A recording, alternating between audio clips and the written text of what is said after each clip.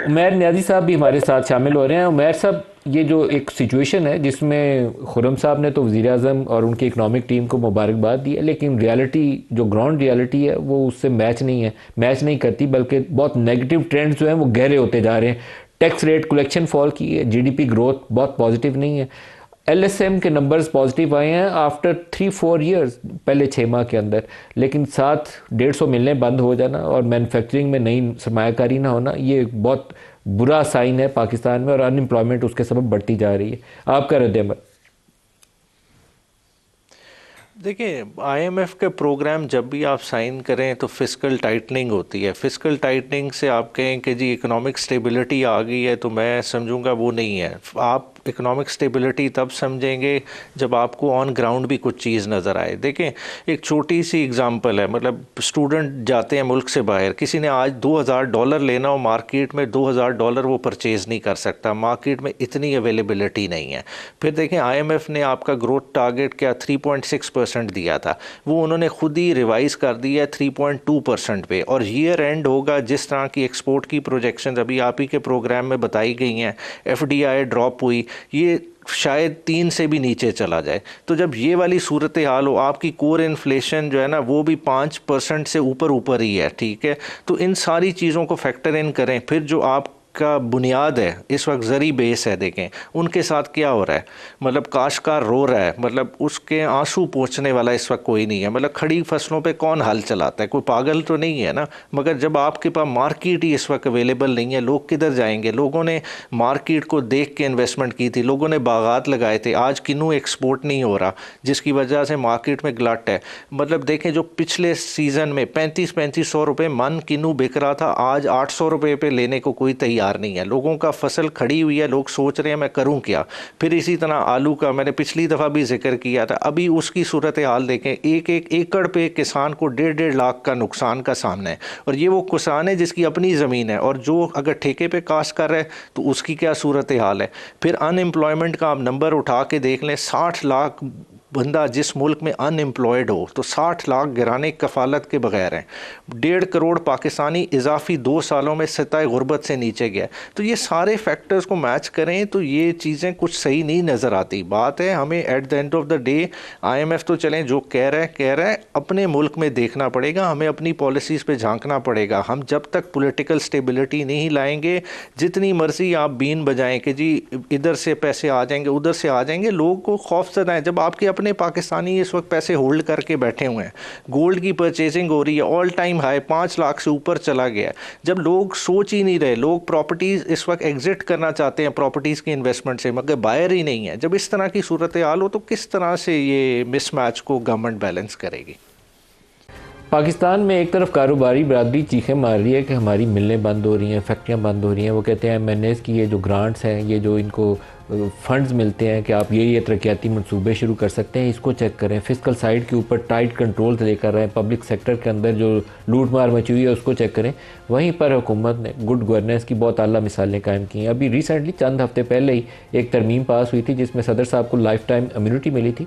उसके बाद एक और गवर्नेंस का एक आला मेयार कायम किया गया, और जितने पाकिस्तान में पार्लियामेंटेरियंस हैं उनके लिए एक नई तरमीम लाई गई है कि उनके एसेट्स जो हैं अब उनको डिक्लेयर करने की ज़रूरत नहीं, उनको खुफिया रखा जा सकता है।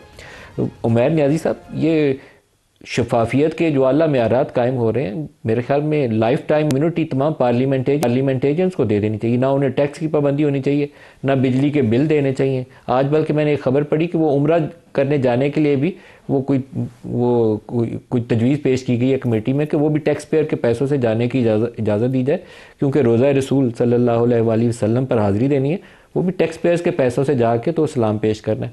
तो इतने आला मेयारात तो दुनिया पाकिस्तान को मिसालें देगी, पूरी ऐसी रोशन मिसालें। उमैर न्याजी साहब,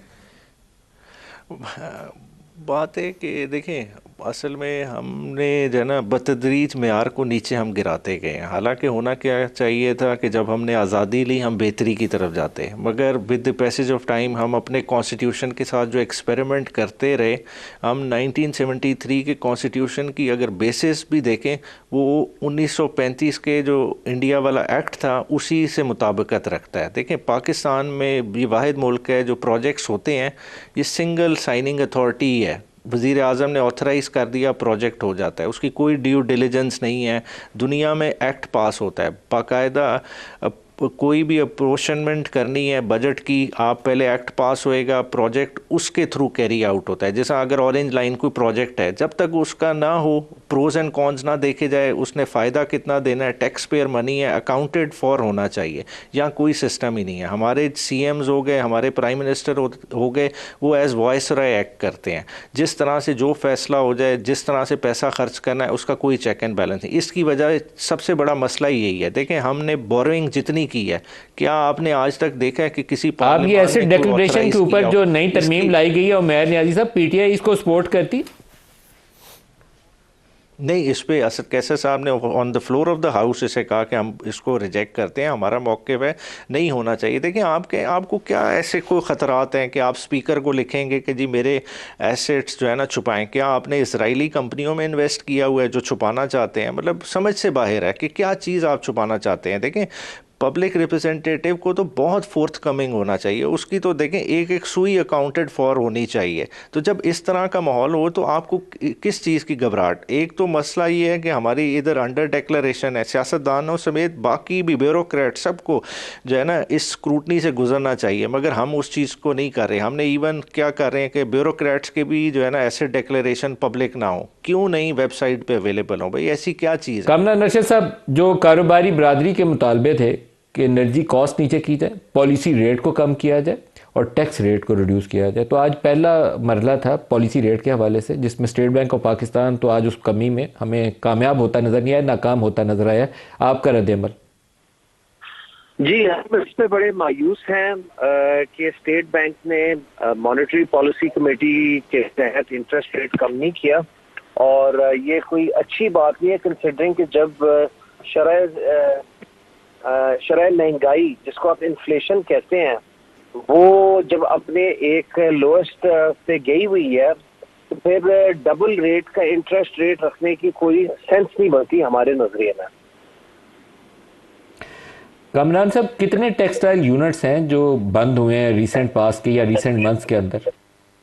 जी, कोई 150 से ज्यादा मिलें बंद हो चुकी हैं, 150 से ज्यादा बंद हो चुकी हैं, और हमें खतरा इस बात का है कि मजीद और बंद होने का खदशा हमें नजर आ रहा है। जो 150 बंद हुई हैं उसमें कोई बड़े बड़े नॉन कारोबारी ग्रुप्स भी नाम ज़हन में है आपके कि किन की मिल्स बंद हुई हैं? जी, बड़े नॉन कारोबारी 3-3 जद्दी पुश्तियों से इस्टेब्लिश ग्रुप्स हैं जिनकी बंद हो चुकी हैं। नाम लेना शायद इतना मुनासिब ना हो, लेकिन कईयों की बंद हो चुकी हैं और मजीद बंद होने के ध्याने पे हैं। और उसकी वजह क्या है?